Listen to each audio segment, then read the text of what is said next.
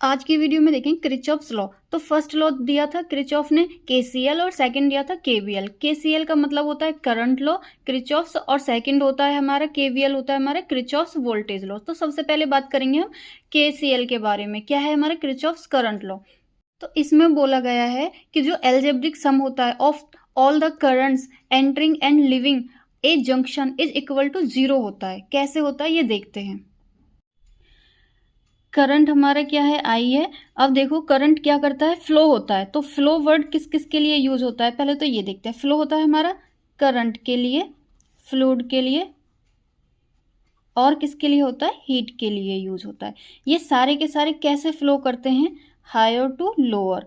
Higher to lower क्या करते हैं, ये फ्लो होते हैं।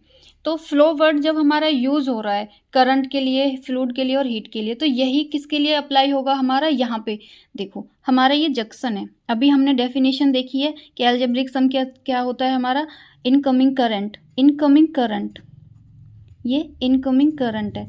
आउट गोइंग करंट के सम के क्या होता है, इक्वल होता है। ये हमारा इनकमिंग करंट है और ये क्या है हमारा आउट गोइंग करंट है। I1, I2, I3, I4, I5, I6। हम इसे ऐसे भी लिख सकते हैं, summation I incoming is equal to summation I outgoing. तो क्या लिख सकते हैं हम इसे, I1, I2 plus I3 is equal to I4, I5 plus I6। ये क्या है हमारा फॉर्मूला जो हमें एग्जाम में काम आता है। इसी के ऊपर कुछ न्यूमेरिकल्स होते हैं।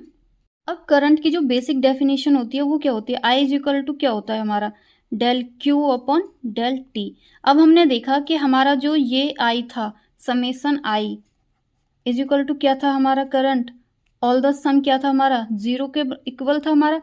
तो हम क्या बोल सकते हैं, ये भी हमारा 0 के इक्वल ही होगा। तो क्या हो जाएगा, D Q is equal to 0। और ये क्या है हमारा, डी क्यू हमारा क्या था हमारा चार्ज। तो हम बोल सकते हैं कि इसमें क्या रहता है हमारा चार्ज, कंजर्व रहता है। तो इस लॉ को हम कंजर्वेशन ऑफ चार्ज के नाम से भी जानते हैं और इसे जंक्शन लॉ के नाम से भी जानते हैं। और ये यूज किस में होता है, हमेशा ओपन लूप में यूज होता है। और ये इसकी सेकंड डेफिनेशन है। अगर आपको ये समझ ना आ रही हो तो आप इसे एक बार ट्राई कर सकते हैं।